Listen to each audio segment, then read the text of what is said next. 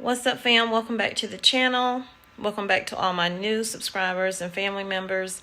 And those of you who have not joined, I'm looking forward to seeing you and welcoming you into this fold of a family over here. So I'm trying to figure out how to even start this conversation. But are we prepared for a blackout? Are we prepared for the unknown? And how can you be? Because it's unknown, right? But I was watching world news because we don't get this stuff over here. They just don't tell us a lot of stuff over here. I'll be honest with you. So they're talking about solar flares and blackouts that have been happening. Let me know in the comments if you've heard anything about it. So I don't know a lot about the solar flares and all of that stuff. I'm just finding out that this even happened. Let me know in the comments, what you know about it, how you can help us out. But it's almost every day we have something else that we have to prepare for. And we were already preparing, some of us, for what if the power grid goes down. But I wasn't thinking solar flares. You see what I'm saying? So if you know anything about it, please feel free to help us out. We are all trying to learn and be better and do better.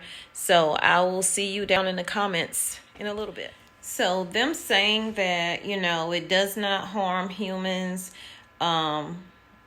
It's just going to affect the power grid. I think affecting the power grid will harm humans, really, honestly, because we use power for everything. Our daily life. I mean, as soon as we wake up, boom, we're using power. Go to the grocery store, power. Gassing up, power. So it will affect us. So let's come up with some ideas and tips we can help each other out with in the comments, how we can better prepare for a power grid failure. Now, scientists say this incident will not be the last. In fact, they are predicting more solar flares in the days ahead.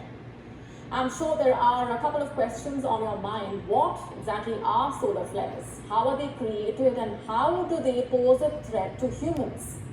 Our next report telling you all that you need to know. This Sunday, the sun erupted. It unleashed a solar flare with a spectacular coronal mass ejection, which went on to cause a radio blackout, where over Southeast Asia and parts of Australia. Did this sound complicated to you? Well, don't break your head. Most of humanity doesn't know how this works. You see, the sun is a big ball of gas. A nuclear fusion is underway in its core. 600 million tons of hydrogen is fused into helium every second.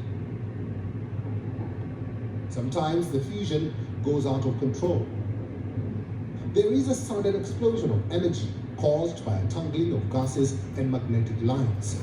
This creates a solar flare, the largest explosive event in our solar system. This is exactly what unfolded on Thursday. The sun erupted into a solar flare. The flare, which contains radiation, got hurled towards planet Earth. Once there, it interfered with shortwave radio communication, caused a radio blackout in these areas. Scientists now say this blackout wasn't the last. They say many more are about to follow. One such expert says solar activity is expected to be active over the next week as these sunspots migrate across the visible disk. The latest forecast from the Space Weather Prediction Center comes after the sun erupted, hurling flares toward the inner planet, including Earth. In simple terms, what this means is that there could be more solar flares. Should this worry you personally? Not really. Solar flares aren't harmful to humans, despite the fact that they contain radiation. However, they can disrupt man-made satellites and power grids. For instance, in 1989, a strong solar eruption caused the Canadian province of Quebec to lose power for a total of 9 hours. This time, the solar flare has caused a minor radio blackout. But there's no guarantee if the next solar flare will have the same impact. Scientists say a giant solar flare is inevitable. and mankind is completely unprepared.